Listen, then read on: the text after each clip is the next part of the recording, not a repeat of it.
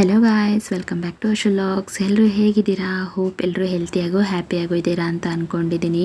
So ಇವತ್ತು ನೈಟಿಂದ ನಾನು ಲಾಗ್ಸ್ನ ಶುರು ಮಾಡಿದೆ. ಆ್ಯಕ್ಚುಲಿ 1 ವೀಕ್ ಆಗಿತ್ತು ಮಗಳಿಗೆ ಟೆಕ್ಸ್ಟ್ ಬುಕ್ ಪ್ರೊವೈಡ್ ಮಾಡಿ, ಬಟ್ ನಾನು ಲೇಬಲ್ ಏನೂ ಹಾಕ್ಕೊಟ್ಟಿರಲಿಲ್ಲ. ಇನ್ನೇನು ಅದಕ್ಕೆ ಬೇಕಾಗಿರೋಂಥ ನೋಟ್ಸ್ ಎಲ್ಲ ತೊಗೊಂಡ್ಬಿಟ್ಟು ಒಟ್ಟಿಗೆ ಹಾಕೋಣ ಅಂತ ಅಂದ್ಕೊಂಡಿದ್ದೆ. ಬಟ್ ನಿನ್ನೆ ಟೀಚರ್ಸು ಕಂಪಲ್ಸರಿ ಹಾಕ್ಕೊಂಡು ಬರಲೇಬೇಕು ಅಂತ ಹೇಳಿ ಕಳಿಸಿದ್ರಿಂದ ಇವತ್ತು ರಾತ್ರಿನೇ ಹಾಕ್ಕೊಡ್ತಾ ಇದ್ದೀನಿ. ಇನ್ನು ಅಡುಗೆ ಕೆಲಸ ಎಲ್ಲ ಆಲ್ರೆಡಿ ಮುಗ್ದಿತ್ತು. ಪಾಪುನು ಸ್ವಲ್ಪ ಹೊತ್ತು ಮಲಗಿಸ್ಬಿಟ್ಟಿದ್ದೆ, ಯಾಕಂದರೆ ಅಲ್ಲಿ ಸಿಸರ್ಸು ಮತ್ತು ಸ್ಟಾಪ್ಲರ್ಸ್ ಎಲ್ಲ ಇಟ್ಟಿರ್ತೀನಿ, ಪಾಪು ತೆಗೆದು ಬಾಯಿಗೆ ಹಾಕೋತಿರ್ತಾಳೆ ಅಂತ ಹೇಳಿ ಮಲಗಿಸ್ಬಿಟ್ಟೆ ನಾನು ಇದನ್ನೆಲ್ಲ ಹಾಕ್ಕೊಡ್ತಾ ಇರೋದು. ಅದಕ್ಕಿಂತ ಮೇಯ್ನಾಗಿ ಎಲ್ಲ ಎಳ್ದು ಆಗ್ತಾ ಇರ್ತಾಳೆ, ಕಿತ್ತಾಕ್ತಾ ಇರ್ತಾಳೆ. ನಮ್ಮ ದೊಡ್ಡ ಮಗಳೂ ಅಳ್ಕೊಂಡು ಕೂತಿರ್ತಾಳೆ, ನಂದು ಹೋಯ್ತು ಹಾಳಾಯಿತು ಅಂತ ಹೇಳಿ. ಸೊ ಸಮಸ್ಯೆ ಯಾಕೆ ಅಂತ ಹೇಳಿ ಪಾಪುನು ಮಲಗಿಸಿದ್ದೆ. ಇನ್ನು ಯೂಶ್ವಲಾಗಿ ಯಾವಾಗಲೂ ನಾನೇ ಬೈಂಡಿಂಗ್ ಹಾಕೋದು. ಸೊ ಅದರಲ್ಲಿ ಏನೊಂದು ಪ್ರಾಬ್ಲಮ್ಮು ಅಂದರೆ ನನಗೆ ಟೆಕ್ಸ್ಟ್ ಬುಕ್ ಹಾಕಬೇಕಾದ್ರೆ ತುಂಬಾ ಕಷ್ಟ ಅನಿಸ್ತಿರತ್ತೆ. ಬೇರೆದೆಲ್ಲ ನೋಟ್ಸ್ಗಳಿಗೆಲ್ಲ ಹಾಕ್ಬಿಡ್ತೀನಿ, ನೀಟಾಗಿ ಬರುತ್ತೆ. ಬಟ್ ಆ ಒಂದು ಟೆಕ್ಸ್ಟ್ ಬುಕ್ ಹಾಕಬೇಕಾದ್ರೆ ಸ್ವಲ್ಪ ಹಿಡ್ದಂಗೆ ಅನ್ನಿಸ್ತಾ ಇರತ್ತೆ. ಕರೆಕ್ಟಾಗಿ ಹಾಕಕ್ಕೆ ಹೋದ್ರೂ ಬರ್ತಾ ಇರಲ್ಲ. ಸೊ ಆ ಥರ ಆಗ್ತಾ ಇರತ್ತೆ. ಇನ್ನು ನಮ್ಮ ಮನೆಯವ್ರು ಬಂದು ಒಂದು ಸ್ವಲ್ಪ ಹೆಲ್ಪ್ ಮಾಡಿಕೊಟ್ರು.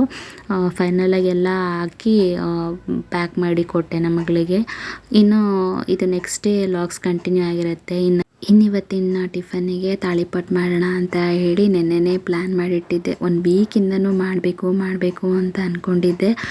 ಇನ್ನು ಮಾಡಬೇಕು ಅಂದ್ಕೊಂಡಾಗ ಅದಕ್ಕೆ ಬೇಕಾಗಿರೋ ಕೆಲವೊಂದು ಐಟಮ್ಸ್ ಮಿಸ್ ಆಗಿಬಿಟ್ಟಿರುತ್ತೆ. ನನಗಂತೂ ಏನಾದರೂ ಮಾಡಬೇಕು ಅಂದರೆ ಎಲ್ಲ ಐಟಮ್ಸು ಇರಬೇಕು.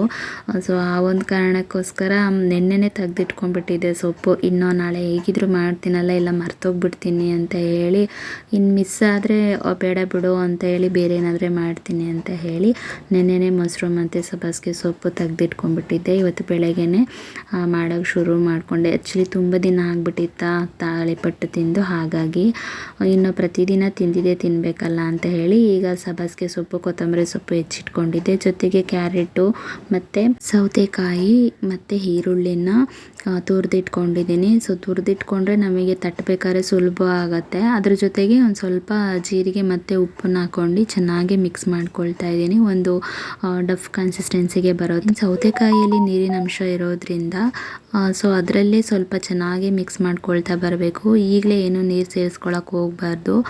ಅದನ್ನು ಇವಾಗ ಚೆನ್ನಾಗಿ ಮಿಕ್ಸ್ ಮಾಡ್ಕೊಳ್ತಾ ಬಿಸಿನೀರೇನು ಕೆಲವೊಬ್ಬರು ಬಿಸಿನೀರು ಹಾಕ್ತಾರೆ, ತೊಂದರೆ ಇಲ್ಲ. ನಾನು ತಣ್ಣೀರನ್ನೇ ಸೇರಿಸ್ಕೊಳ್ತಾ ಇದ್ದೀನಿ.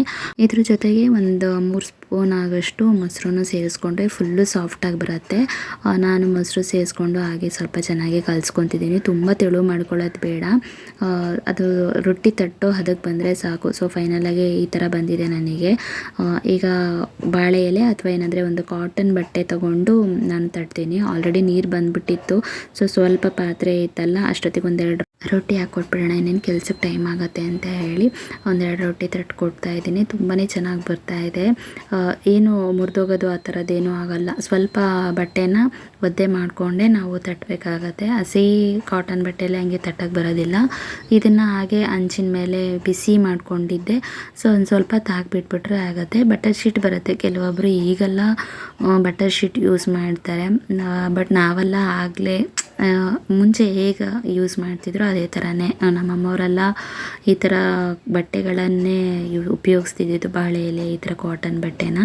ಸೊ ಆ ಥರನೇ ಉಪಯೋಗಿಸ್ತಿದ್ದೀನಿ. ಈ ಥರ ಹಾಕ್ಬಿಟ್ರೆ ಅದೇನು ಬಟ್ಟೆ ಏನೂ ಸುಡಲ್ಲ. ಅದ್ರ ಮೇಲ್ಗಡೆ ಆಯಿಲ್ನ ಒಂದು ಸ್ವಲ್ಪ ಸ್ಪ್ರೆಡ್ ಮಾಡಿಕೊಂಡ್ರೆ ತುಂಬಾ ಚೆನ್ನಾಗಿರುತ್ತೆ. ಇನ್ನು ಇದ್ರ ಜೊತೆ ಕಾಂಬಿನೇಷನ್ ಬಂದು ಕಡಲೆ ಬೀಜ ಚಟ್ನಿ ಮಾಡಿದ್ದೆ. ಇನ್ನು ನಮ್ಮ ಮನೆಯವರು ಚಟ್ನಿ ತಿನ್ನಲ್ಲ ಅಂತ ಹೇಳಿ ಸೊ ಸಾಂಬಾರನ್ನೇ ಕೊಟ್ಟು ಕಳಿಸಿದ್ದಾಯಿತು.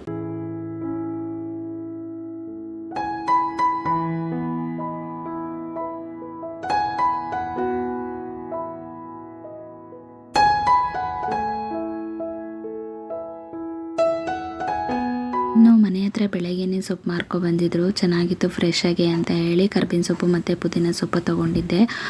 ಕರ್ಬೇವಿನ ಸೊಪ್ಪೆಲ್ಲ ಫುಲ್ಲು ಒಂದು ಸ್ವಲ್ಪ ಡ್ರೈ ಆದಂಗೆ ಆಗಿಬಿಟ್ಟಿತ್ತು. ಹಾಗಾಗಿ ಒಂದು ಸ್ವಲ್ಪ ನೀಟಾಗಿ ಕ್ಲೀನ್ ಮಾಡಿಬಿಟ್ಟು ಎಲ್ಲದನ್ನು ಹಾಕಿಟ್ಕೊಂಡೆ. ಯೂಶ್ವಲಾಗಿ ತೊಳೆದ್ಬಿಟ್ಟು ಹಾಕಿದರೆ ಮತ್ತೆ ಅದು ಒಂಥರ ಬೆಟ್ಟಾದಂಗೆ ಆಗಿಬಿಟ್ಟು ಕೊಳ್ತೋಗ್ಬಿಡುತ್ತೆ. ಹಾಗಾಗಿ ಟಿಶ್ಯೂ ಪೇಪರಲ್ಲಿ ಒಂದು ಸ್ವಲ್ಪ ನೀಟಾಗಿ ಒರೆಸ್ಬಿಟ್ಟು ಅದನ್ನು ಹಾಕಿಟ್ಕೊಂಡಿದ್ದೆ. ಇನ್ನು ಕೊತ್ತಂಬರಿ ಸೊಪ್ಪು ಸ್ವಲ್ಪ ಜಾಸ್ತಿ ಕ್ವಾಂಟಿಟಿಯಲ್ಲೇ ತೊಗೊಳ್ಳೋದು, ಬಿಕಾಸ್ ಪಕ್ಷಿಗಳಿಗೆ ಒಂದು ಸ್ವಲ್ಪ ಹಾಕೋದ್ರಿಂದ ನಮ್ಮ ನಮ್ಮ ಮನೆಯವರು ಸ್ವಲ್ಪ ಜಾಸ್ತಿನೇ ತೊಗೊಳಕ್ಕೆ ಹೇಳ್ತಾರೆ.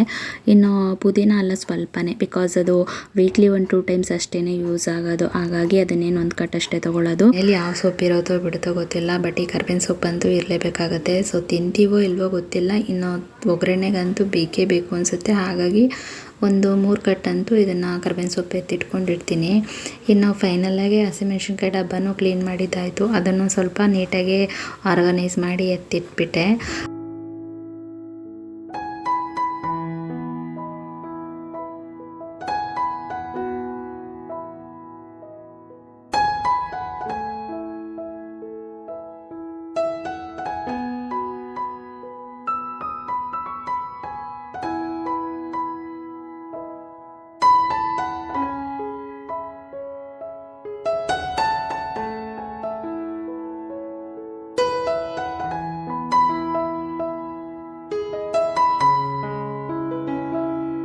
ಇನ್ನು ಮಧ್ಯಾಹ್ನ ಅಡುಗೆ ಮಾಡಿದ್ರೂ ಊಟ ಮಾಡೋಕ್ಕೆ ಮನಸ್ಸಿರಲಿಲ್ಲ. ಹಾಗಾಗಿ ಈಗ ಹೊಟ್ಟೆ ಹಶ್ವಾಗಿತ್ತು ಒಂದು 3:30 ಮೇಲೆ. ಸೊ ಇನ್ನೇನು ಊಟ ಮಾಡೋಣ ಅಂತ ಹೇಳಿ ಬೇಕ್ರಿಯಲ್ಲಿ ಹೋಗಿ 1-2 ಎಗ್ ರೋಲ್ ತಂದಿದ್ದೆ. ಇನ್ನೇನು ತಿನ್ನೋಣ ಅನ್ನೋಷ್ಟೊತ್ತಿಗೂ ಇನ್ನೇನು ನನ್ನ ಮಗಳು ಬರ್ತಾಳಲ್ಲ, ಸೊ ಇಬ್ಬರು ಒಟ್ಟಿಗೆ ಕುತ್ಕೊಂಡು ತಿನ್ನೋಣ ಅಂತ ಹೇಳಿ ಈಗ ಒಂದು ಕಪ್ ಕಾಫಿ ಮಾಡ್ಕೊಳ್ತಾ ಇದ್ದೀನಿ. ನನಗೆ ಮೇಲ್ಗಡೆ ನೀವು ತಮ್ಲೈನಲ್ಲಿ ನೋಡಿರ್ಬೋದು ನನ್ನ ಫಸ್ಟ್ ಪೇಮೆಂಟು ಎಷ್ಟು ಅಂತ ಹೇಳಿ ಹಾಕಿದ್ದೀನಿ. ಏನಂದರೆ ನನ್ನ ಫಸ್ಟ್ ಪೇಮೆಂಟ್ ಬಂದು 3000. ಆ್ಯಕ್ಚುಲಿ ನಾನು ಕೆಲಸ ಮಾಡಿದ್ದು ಬಂದು ಒಂದು ಟೆಲಿಕಾಲಿಂಗಲ್ಲಿ ಕೆಲಸ ಮಾಡಿದ್ದೆ. ಫಸ್ಟ್ ಮಾಡಿದ್ದೆ ಅಲ್ಲೇ. ನಾನು ಡೊಕೊಮೊ ಇತ್ತು ಆವಾಗ, ಡೊಕೊಮೊ ಕಾಲ್ ಸೆಂಟರಲ್ಲಿ ನಾನು ಕೆಲಸಕ್ಕೆ ಸೇರಿಕೊಂಡಿದ್ದು ಫಸ್ಟ್ ಟೈಮು. ಸೊ ಅಲ್ಲಿ ಹೈರಿಂಗ್ ಇತ್ತಲ್ಲ ಅಂತ ಹೇಳಿ ನಾನು ಅಲ್ಲಿ ಸೇರಿಕೊಂಡಿದ್ದೆ. ಅಂದರೆ ಹೋಗಬೇಕು ಅಂತ ಏನೂ ಇರಲಿಲ್ಲ, ಬಟ್ ಮನೇಲಿ ಕೂತ್ಕೊಂಡು ಏನು ಮಾಡೋದು ಅಂತ ಹೇಳಿ ಹೋಗಿದ್ದಷ್ಟೇ. ಮನೇಲೇನು ಬೇಡ ಅಂತಲೇ ಹೇಳಿದ್ದು. ಬಟ್ ನಾನು ಅಲ್ಲಿಗೆ ಹೋದ್ಮೇಲೆ ನನಗೆ ಸ್ವಲ್ಪ ಹೊರಗಡೆ ಪ್ರಪಂಚ ಅನ್ನೋದು ಪರಿಚಯ ಆಗಿದ್ದು ಯಾವ ಥರ ಅಂತ ಹೇಳಿ. ಇನ್ನು ಅದು ಬಿಟ್ಟರೆ ಮನೆ ಆಯಿತು, ಕಾಲೇಜ್ ಆಯಿತು, ಅಷ್ಟೇ ಇದ್ದಿದ್ದು. ಇನ್ನು ಮದುವೆ ಆಗ್ತಿದ್ದಂಗೆ ನಾನು ಒಂದು 3 ಮಂತ್ ಅಷ್ಟೇ ಮನೇಲಿದ್ದಿದ್ದು. ಅದಾದಮೇಲೆ ನಾನು ಕೆಲಸ ನೋಡಿಕೊಂಡೆ. ಬಟ್ ಅಲ್ಲಿ ಸ್ಟಾರ್ಟಿಂಗ್ ಬಂದುಬಿಟ್ಟು 3000 ಅಷ್ಟೇ. ಇನ್ನು ನಾನು ಅದರಲ್ಲಿ ಫಸ್ಟ್ ಟೈಮ್ ತೊಗೊಳಲ್ಲ ಸ್ಯಾಲ್ರಿ ಅಂತೇಳಿ ಅದು ನೆನಪಿಗೆ ಒಂದು ಬೆಳ್ಳಿ ಕಡ್ಗ ತೊಗೊಂಡಿದ್ದೆ. ಸೊ ಅದು ಈಗ ಎಲ್ಲ ಅಂದರೆ ಒಂಥರ ರಿಂಗ್ ಥರ ಇತ್ತು, ಅದು ಡಿಸೈನ್ ಬಂದು. ಹಾಗಾಗಿ ಅದು ಎಲ್ಲ ಫುಲ್ ಕಟ್ಟಾಗಿ ಮುರಿದೋಯ್ತು. ಸೊ ಅದು ನನ್ನ ಒಂದು 3000 ಫಸ್ಟ್ ಸ್ಯಾಲ್ರಿ ಆಗಿರುತ್ತೆ. ಸೊ ಅದಾದಮೇಲೆಲ್ಲ ತೊಗೊಂಡಿದ್ದೀನಿ. ಅಂದರೆ ಫಸ್ಟ್ ಸ್ಯಾಲ್ರಿನೆಲ್ಲ ಮರೆಯಲ್ವಲ್ಲ, ಸೊ ಆ ಥರ ಅದೇ ನಾನು ತೊಗೊಂಡಿರೋ ಫಸ್ಟ್ ಸ್ಯಾಲ್ರಿ 3000 ಬಂದು.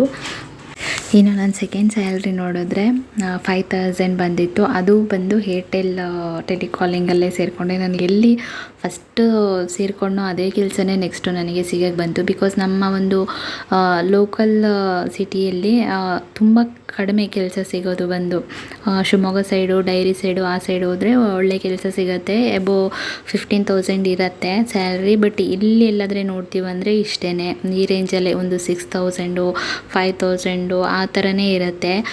ಬಟ್ಟೆ ಅಂಗಡಿಗಳಲ್ಲಿ ಹೋದ್ರೂ ನಮಗೆ ಒಂದು 4-3 ಬೇಸಿಕ್ ಅಂದರೆ ಒಂದು 4,000 ಆ ಥರ ಕೊಡ್ತಾರೆ. ಬಟ್ ನನಗೆ ಅಲ್ಲೆಲ್ಲ ಮಾಡೋಕ್ಕೆ ಆಗಲ್ಲ ಅಂತ ಹೇಳಿ ನಾನು ಆಲ್ಮೋಸ್ಟ್ ಸಿಸ್ಟಮ್ ವರ್ಕನ್ನು ನೋಡ್ತಾ ಇದ್ದೆ. ಬಟ್ ಅದು ಸಿಗಲಿಲ್ಲ. ಎಲ್ಲ ಶಿವಮೊಗ್ಗ ಎಲ್ಲ ಹೇಳ್ತಾಯಿದ್ರು, ನನಗೆ ಅಲ್ಲಿ ಅಪ್ ಆ್ಯಂಡ್ ಡೌನ್ ಮಾಡೋಕ್ಕಾಗಲ್ಲ, ನನಗದು ಹೋಗಿ ಬಂದು ಅಭ್ಯಾಸನೂ ಇಲ್ಲ ಅಂತ ಹೇಳಿ ಲೋಕಲಲ್ಲೇ ನೋಡ್ಕೊಳ್ತಾ ಇದ್ದೆ. ಹಂಗಾಗಿ ಸೆಕೆಂಡ್ ಟೈಮು ನನಗೆ ಡೊಕೊಮೊ ಕ್ಲೋಸ್ ಆಗ್ತಿದ್ದಂಗೆ ಏರ್ಟೆಲ್ ಆಫೀಸಲ್ಲಿ ಸಿಕ್ತು. ಸೊ ಅಲ್ಲಿ ಹೋದಾಗ ಸ್ಟಾರ್ಟಿಂಗ್ ನನಗೆ 5,000 ಸಿಕ್ಕಿತ್ತು. ಸೊ ಅಲ್ಲೂ ಅಷ್ಟೇ ಏನಂದರೆ ನೆನಪಿಗಿರಲಿ ಅಂತ ಹೇಳಿ ನನ್ನ ಹತ್ರ ಮೊಬೈಲ್ ಇರಲಿಲ್ಲ. ಹಾಗಾಗಿ ಸ್ಟಾರ್ಟಿಂಗಲ್ಲಿ ಲೈಫ್ ಮೊಬೈಲ್ ಅಂತ ಬಿಟ್ಟಿದ್ರು. ಸೊ ಅದನ್ನು ತೊಗೊಂಡೆ. ಬಟ್ ಅದೇನು ಅಂತ ಮೊಬೈಲ್ ಅಂತ ಹೇಳೋಕ್ಕಾಗಲ್ಲ, ನಿಜವಾಗ್ಲೂ ಚೆನ್ನಾಗಿರಲಿಲ್ಲ. ಅದು ಸುಮಾರು ಒಂದು 3-4 ತಿಂಗಳು ಅಷ್ಟೇ ಅದು ಬಂದಿದ್ದು. ಅಷ್ಟರಲ್ಲಿ ಫುಲ್ಲು ಹಾಳಾಗ್ಬಿಡ್ತದು. ಅದ್ರ ಪ್ರೈಸ್ ಬಂದು 5,500. ನನ್ನ ಸ್ಯಾಲ್ರಿ, ಸೆಕೆಂಡ್ ಸ್ಯಾಲ್ರಿ ಫುಲ್ಲು ಅದಕ್ಕೆ ಇನ್ವೆಸ್ಟ್ಮೆಂಟ್ ಮಾಡಿದೆ. ಬಟ್ ಅದು ಮೊಬೈಲು ಚೆನ್ನಾಗಿರಲಿಲ್ಲ. ಬಟ್ ಅದು ಈಗ ಇಲ್ಲವೂ ಇಲ್ಲ ಅನಿಸುತ್ತೆ, ಮೇ ಬಿ ಆ ಕಂಪನಿ ಮೊಬೈಲು. ಸೊ ಅದೇ ನನ್ನ ಸೆಕೆಂಡ್ ಸ್ಯಾಲ್ರಿ. ಸೊ ಅದಾದಮೇಲೆ ತುಂಬ ತಗೊಂಡಿದ್ದೀನಿ, ಇಲ್ಲ ಅಂತ ಅಲ್ಲ. ಸೊ ಫಸ್ಟು ಸೆಕೆಂಡು, ಸೊ ಈ ಥರ ನಾನು ತಗೊಂಡಿದ್ದು ಸ್ಯಾಲ್ರಿ ಬಂದು. ಇನ್ನು ನಾನು ಅದಾದಮೇಲೆ ನಾನು ಅಲ್ಲಿ ಮಾಡೋಕ್ಕೆ ಹೋಗಿಲ್ಲ. ಏರ್ಟೆಲ್ ಆಫೀಸಲ್ಲಿ ಈ ಟೆಲಿಕಾಲಿಂಗ್ ಅಂದರೆ ಏನು ಗೊತ್ತಾ, ಟಾರ್ಗೆಟು ಆ ಥರದ್ದೆಲ್ಲ ಫಿಕ್ಸ್ ಮಾಡಿರ್ತಾರಲ್ಲ, ಅದು ನನಗೆ ಮಾಡೋಕ್ಕಾಗ್ತಿರ್ಲಿಲ್ಲ. ಅದಾದಮೇಲೆ ನಾನು ಫ್ಯಾಕ್ಟ್ರಿಯಲ್ಲಿ ವರ್ಕ್ ಮಾಡೋಕ್ಕೆ ಸೇರಿಕೊಂಡೆ. ಅಂದರೆ ಅಕೌಂಟೆನ್ಸ್ ಇರ್ತಾರಲ್ಲ, ಅವ್ರ ಅಸಿಸ್ಟೆಂಟಾಗಿ ಸೇರಿಕೊಂಡಿದ್ದು ಫ್ಯಾಕ್ಟ್ರಿಯಲ್ಲಿ. ಅದಾದಮೇಲೆ ಹಂಗೆ ಮಾಡ್ಕೊಂಡು ಹೋಗ್ತಾಯಿದ್ದೆ. ಅಲ್ಲಿಂದ ಒಂದು 6,500 ಅಲ್ಲಿ ಸಿಗ್ತಾ ಇತ್ತು. ಸೊ ಅದಾದಮೇಲೆ ತುಂಬ ಒಂದು ಕೆಲಸಗಳನ್ನು ಮಾಡ್ಕೊಂಡು ಹೋಗಿದ್ದೀನಿ. ಅಂದರೆ ನನಗೆ ಏನಂದರೆ ಅಡ್ಜಸ್ಟ್ ಆಗ್ತಿರಲಿಲ್ಲ. ಒಂದು ಟೈಮಿಂಗ್ಸ್ ಅಡ್ಜಸ್ಟ್ ಆಗ್ತಿರಲಿಲ್ಲ, ಇನ್ನೊಂದು ಸ್ಯಾಲ್ರಿ ಅಡ್ಜಸ್ಟ್ ಆಗ್ತಿರಲಿಲ್ಲ. ಸೊ ಫ್ಯಾಕ್ಟ್ರಿಯಲ್ಲಿ ಹೋದಾಗ ಬೆಳಗ್ಗೆ 8:30 ಹೋದರೆ ಸಂಜೆ 7 ಗಂಟೆ ಆಗ್ತಾಯಿತ್ತು ಇನ್ವಾಯ್ಸ್ ಎಲ್ಲ ಸಬ್ಮಿಟ್ ಮಾಡಿ ಬರೋದಕ್ಕೆ. ಸೊ ಅಲ್ಲೆಲ್ಲ ತುಂಬ ಆ ಕಡೆ ಈ ಕಡೆ ಎಲ್ಲ ಗದ್ದೆ ಸೈಡ್ ಇರೋದ್ರಿಂದ ಸ್ವಲ್ಪ ಭಯ ಆಗ್ತಿತ್ತು. ಹಂಗಾಗಿ ನಾನು ಅದನ್ನು ಬಿಡೋ ಪರಿಸ್ಥಿತಿ ಆಯಿತು. ಸೊ ಫೈನಲಾಗಿ ಬೇರೆ ಕಡೆ ನಾನು ಸೇರಿಕೊಂಡೆ. ಟೌನಿಗೆ ಹೋಗಿದ್ದಾಗ ಜೋಳ ಮತ್ತು ಕಡಲೆಕಾಯಿ ತಂದಿದ್ವಿ. ಸೊ ಜೋಳ ಬಂದ್ಬಿಟ್ಟು ತುಂಬಾ ಬಲ್ತೋಗ್ಬಿಟ್ಟಿತ್ತು. ನಾವು ಆ್ಯಕ್ಚುಲಿ ಸ್ವೀಟ್ ಕಾರ್ನ್ ಅಂತ ಹೇಳಿ ತೊಗೊಂಡಿದ್ದು, ಬಟ್ ಅದು ನೋಡಿದ್ರೆ ನಾಟಿದ್ದು ಫುಲ್ಲು ಗಟ್ಟಿಯಾಗಿಬಿಟ್ಟಿತ್ತು. ಸೊ ಇನ್ನೇನು ಮಾಡೋಕ್ಕಾಗತ್ತೆ, ಇದನ್ನೇ ಒಂದು 3-4 ವಿಷಲ್ ಉಳಿಸೋಣ ಅಂತ ಹೇಳಿ ಅದನ್ನು ಮುರಿಯೋಕ್ಕೂ ಆಗ್ತಿರ್ಲಿಲ್ಲ. ಸೊ ಹೆಂಗೋ ಫೈನಲಾಗಿ ಮುರಿದು ಎರಡೂ ಒಟ್ಟಿಗೆ ಬೇಯೋಕ್ಕಿಟ್ಟೆ, ತೊಳೆದ್ಬಿಟ್ಟು ಉಪ್ಪಾಕಿ. ಸೊ ಇದು ಇವತ್ತಿನ 2 days ಇನ್ ವ್ಲಾಗ್ಸ್ ಆಗಿರುತ್ತೆ. ವಿಡಿಯೋ ಇಷ್ಟ ಆದರೆ ಪ್ಲೀಸ್ ಲೈಕ್ ಮಾಡಿ, ಶೇರ್ ಮಾಡಿ ಆ್ಯಂಡ್ ಸಬ್ಸ್ಕ್ರೈಬ್ ಮಾಡ್ಕೊಳ್ಳಿ.